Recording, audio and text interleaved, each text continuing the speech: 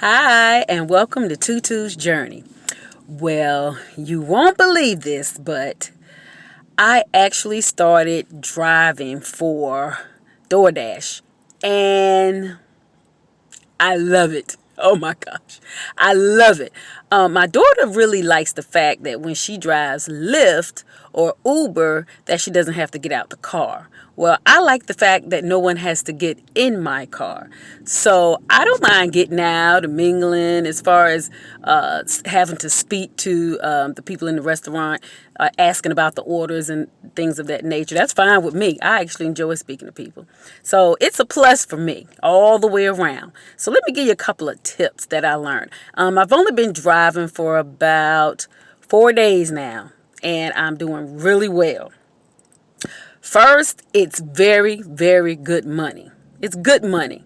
When I drive a certain amount of hours per day, I can average out the same as having a job paying $16 to $17 an hour. So it's really, really good money if you do it the right way. First tip is the hot spots. They give you certain places that you can go that are hot spots. On the front of the app, on the inside rather, it'll show you a little fire, a little red fire flame, and that's a hot spot. But this is what I do. This is from day one that I did.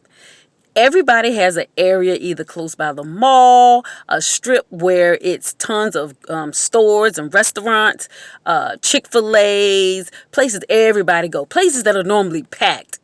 What I did is I drove to those places. I drive right to that place, right by the mall. It's a strip of Cracker Barrels. It's just everything, smoothies, tropical smoothie, and everything. So I just drive in that area every time I want to begin, and instantly I get an order. Now, mind you, I get orders back to back. As soon as I'm done with one, here comes another one. As soon as I'm done with one, here comes another one. So I never actually even stop. I'm just constantly getting orders back to back, which I love, and it brings the great money. But that's the key for me, that I've used to find hot spots. I don't necessarily go to the spots they say, even though they are in good areas, but the busiest area, that's where you go, and that's where you'll get most of your orders. All right, do the time. I got some notes here so I won't ramble, but do the time. I have a schedule. I get up at 8:30. No, I get up at 7:30, and I'm out and about by 8:30. I'm in that spot I told you by the mall by 8:30. And I will DoorDash until about 1 o'clock. Now I'm gonna tell you why. I could go to 12, but 1 o'clock is right after the lunch express. And I love being able to participate in the lunch express. That's when, I mean, it's going. It's back to back. It's back to back anyway, but you know for a fact you're going to get orders, no doubt, back to back then. And since I've started, I never even kept still or hadn't had an order come in. I'll say I waited around about a good 6 or 7 minutes at the most. Other than that, it's just ringing. So you have to make sure you have a schedule of what time that you're going to start all this. Work it like a real job, and it'll really pay off. Now, this is one thing that threw me off, and it was my second day, and I wasn't so crazy about this because let me explain it to you. Okay, you could be in the middle of an order, taking an order as far as delivering an order or even picking up an order. The bell will ring again, and it's another order, and it asks you if you want to add this on to the order that you already have. Now, when I first saw it, I was like, well, no, they're making a mistake because I don't want to take another order, a second order, after I already started driving one because I was already scared to death. I forgot to tell you that. My first day, y'all, look. I done been an accountant, director of operations, leader in this, leader in that, and scared to death to do DoorDash. Now, what kind of mess was that? And when I say afraid, I was shaking in my boots. It was crazy. But I assume it's because of the fact that I hadn't really seen the computer part on the phone. I didn't know how to navigate yet, and I was afraid that I was going to mess up. Oh, isn't another thing. I'm just really excited. But it remind me that I'm supposed to tell you about when well, dang. You know what? I hate when that happens. But anyway, I'm sure it'll come back up.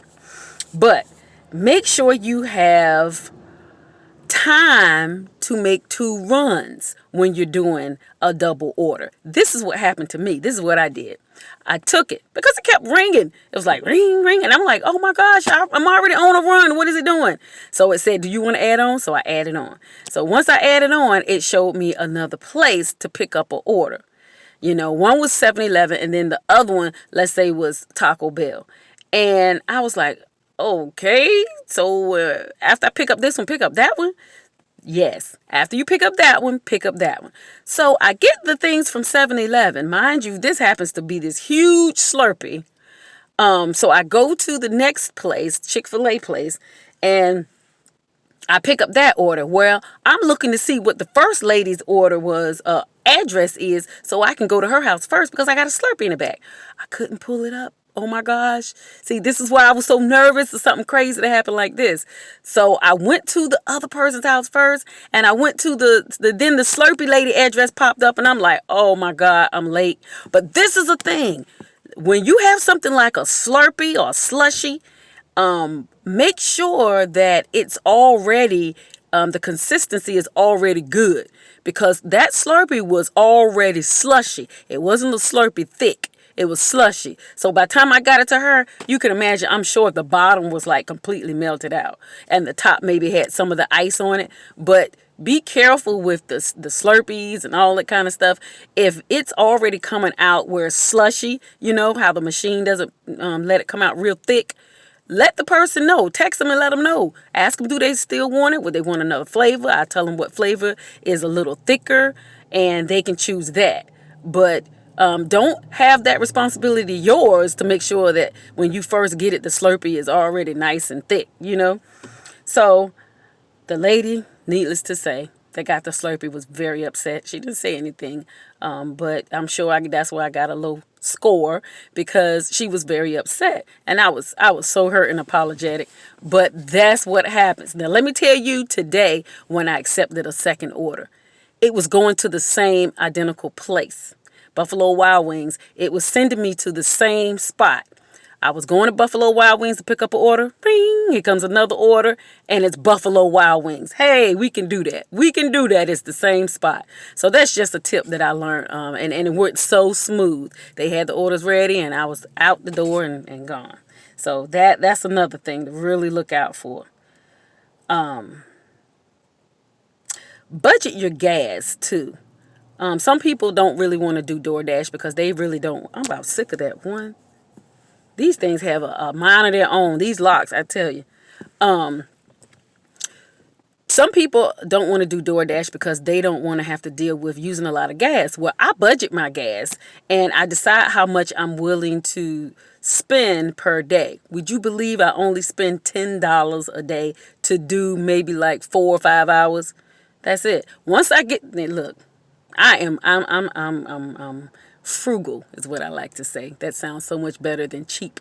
But I'm not using all my gas to drive all around the world, and then when it's time for me to do the things I need to do, I don't have any gas. So I have a budget on how much gas I'm willing to put in and how much gas I'm willing to use. And I use 10. I go sometimes 12 or 13 based on how much I'm making.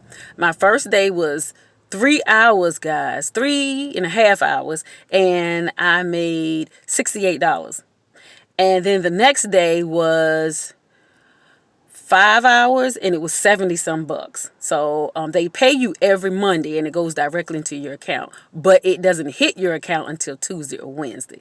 But oh my gosh, I love it. I'll be making some more videos about this. And I am also the same tutu, because there are a lot of tutus, but I'm the same tutu from Tutu's Journey. But what happened was I couldn't get back into my account when I got a new phone. For some reason, I forgot the password, and when I made a new one, it just a mess. I couldn't get back in. And so I just went ahead on and started Tutu's Journey Chapter 2. So that's where we are.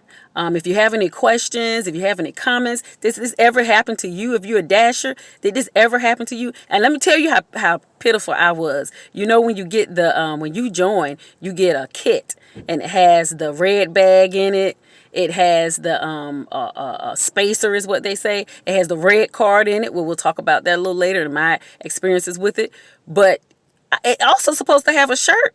And you know, I'm flipping out. Where's my shirt? I get a shirt that says DoorDash because when I walk up in the restaurants, I want them to see that I'm the DoorDasher because a lot of times they'll be like ready to go ahead and give you your order because they know you're being timed. You're being timed. You got to get out of there.